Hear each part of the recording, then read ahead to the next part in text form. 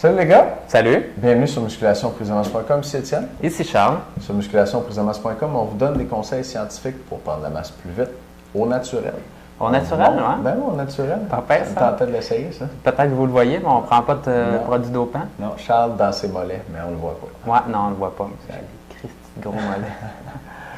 Bon, Et donc. on répond à vos questions de musculation aussi. Et aujourd'hui, on va prendre à la question de Jonathan. Puis juste avant, on va prendre un instant pour vous dire que cette semaine, on a un ensemble de 3 DVD qui est en vente 3 pour 1. Et ce sont les 101 secrets de musculation.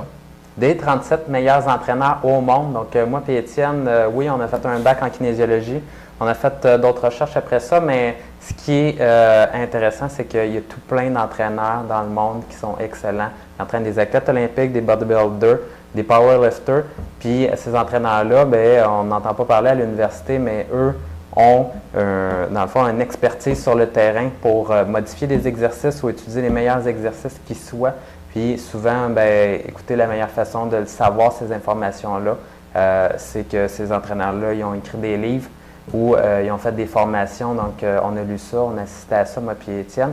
Et on aimerait vous livrer les meilleurs trucs, donc les 101 secrets des 37 meilleurs entraîneurs au monde à l'intérieur de ce coffret de 3 DVD. Donc, les DVD sont séparés, DVD pour les bras et épaules, au dos, puis abdos, jambes. Oui, exactement. Ouais. Exactement.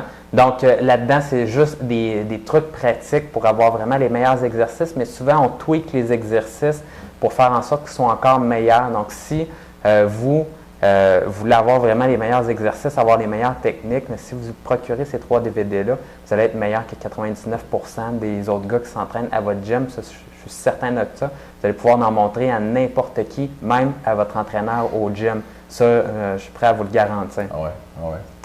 Donc, ouais, c'est l'équivalent. Dans le fond, ces trucs-là, ça s'accumule au fil des années. Fait que c'est l'équivalent d'à peu près 5-10 ans d'expérience en musculation d'une shot. Ça peut faire une bonne différence. Et cette semaine, c'est en vente. Donc, l'information va être en dessous du vidéo. Absolument. Yes. Aujourd'hui, question de Jonathan Roy, vient de Petit Rocher Nord, au Nouveau-Brunswick. Je ne m'ai pas aventuré souvent au Nouveau-Brunswick, mais salut. Première question de Petit Rocher Nord. Oui, c'est celle-là, je m'en C'est une première. Je ne me souviens pas de Petit Rocher Nord. Âge 23 ans, membre avec nous. Donc, merci Jonathan. Combien de temps en musculation? 7 ans, taille 6 et 1, poids 220 et pourcentage de gras estimé à 8 C'est pas n'importe qui. Pas pire, hein? Notre première question de Petit Rocher Nord, ça vient pas de n'importe qui. C'est assez carré. Oui, assez. Donc, bonjour les gars. J'ai seulement une petite question pour vous concernant le programme du mois de septembre. Pour l'exercice des lunges, je pensais que c'était mieux de ne pas toucher le genou arrière au sol et Charles a mentionné dans son vidéo qu'il faut le toucher au sol pour réaliser une répétition parfaite. En touchant le genou au sol, on relâche la tension dans le quadriceps et ça devient plus facile, n'est-ce pas? On va répondre à ça. Laissez-moi savoir ce que vous en pensez. Je ne vous critique pas du tout. Votre programme est très bon et ça donne des très bons pompes. Mais ça m'intrigue au niveau des lunges. Merci les gars, à plus. Donc, ça, c'est une chose qui est intéressante. Puis ça m'amène à vous parler de la différence entre des split squats puis des lunges. OK? Donc, des fentes puis des split squats. Parce que des fois, je suis le premier à mélanger un petit peu la terminologie pour les deux. Mais je vais vous dire, moi, par expérience, que celui que je préfère faire, c'est les split squats. Et les split squats, c'est celui où on est à peu près sur place et on va descendre à la verticale et aller toucher son genou au sol. Tandis que les fentes, c'est vraiment un grand pas vers l'avant.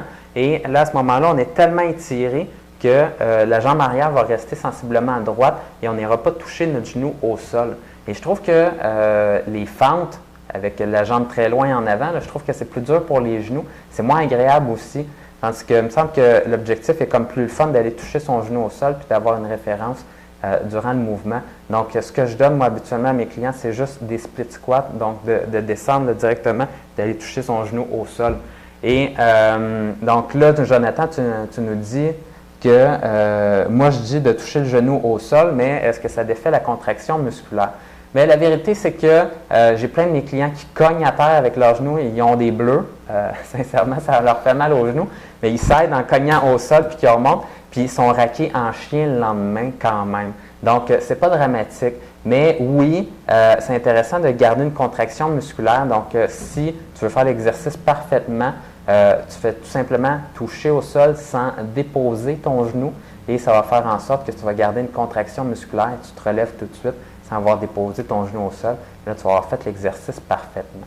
Et si vous n'avez jamais essayé des fentes et que vous êtes un fervent admirateur du leg press, puis vous faites que du leg press parce que vous dites c'est rapide, c'est bien fait, puis sur une machine, je suis bien assis, je n'ai pas besoin de me forcer, essayez les fentes une bonne fois. Les fentes en mettant le genou au sol, la façon de le faire qui est la moins chiante, c'est vraiment de faire les fentes en marchant. Donc, alterner de jambes et marcher, avancer entre chaque fente.